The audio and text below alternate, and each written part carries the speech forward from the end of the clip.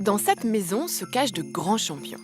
D'ailleurs, on retrouve dissimulés dans toutes les pièces de nombreux trophées. Celle-là, je ne sais plus à quel concours que je l'avais gagné. Là, c'était un premier prix fédéral. Puis là, il y en a encore, il y en a tout partout, des coupes. En tout, une centaine de coupes remportées grâce à des champions qui se trouvent au fond du jardin d'Émile. Allez, mes enfants, allez, allez, mes enfants. Ces pigeons voyageurs sont des bêtes de concours. Ils sont capables de traverser la France en une journée, tout en affrontant le mauvais temps. Toi, t'es un fou.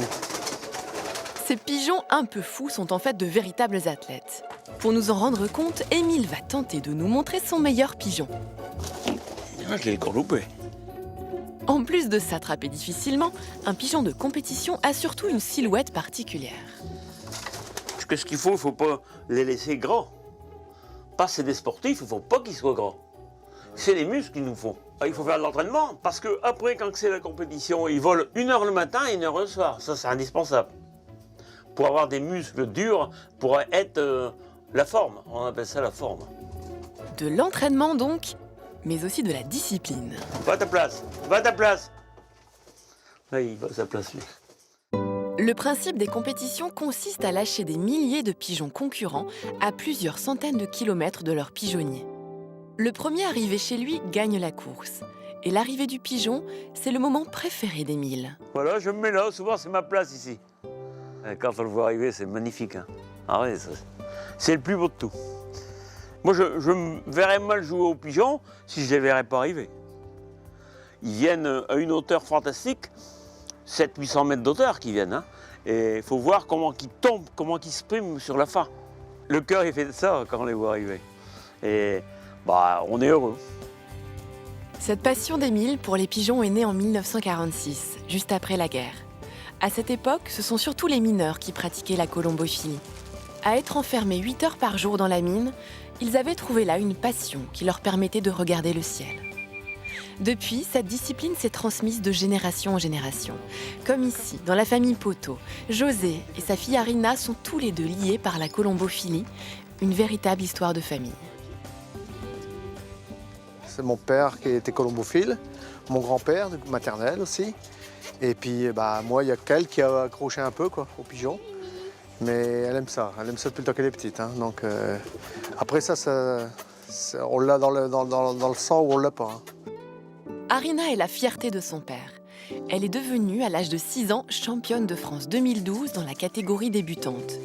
Un titre qu'elle a remporté grâce à son pigeon qui se prénomme Champion.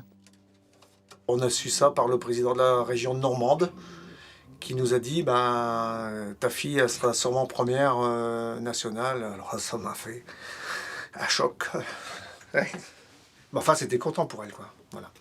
Je pense que elle est championne de France et puis quand je vais la voir monter ce podium, ça va être terrible, Arina a son propre pigeonnier. Elle tient à nous présenter son pigeon préféré, Mimi. Ce pigeon lui a fait craindre le pire.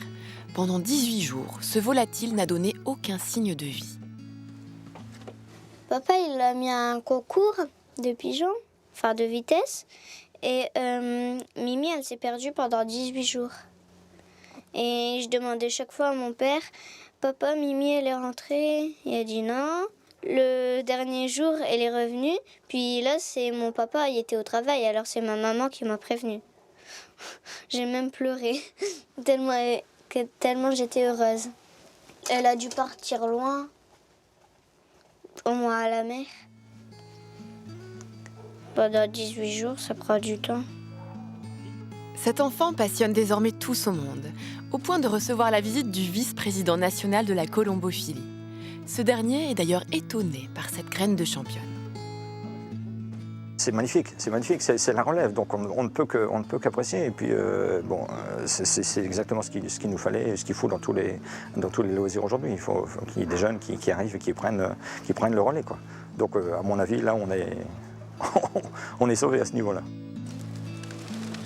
Il existe aujourd'hui en France 20 000 colombophiles et la moitié d'entre eux sont du Nord-Pas-de-Calais. Preuve qu'ici, cette discipline est une véritable religion.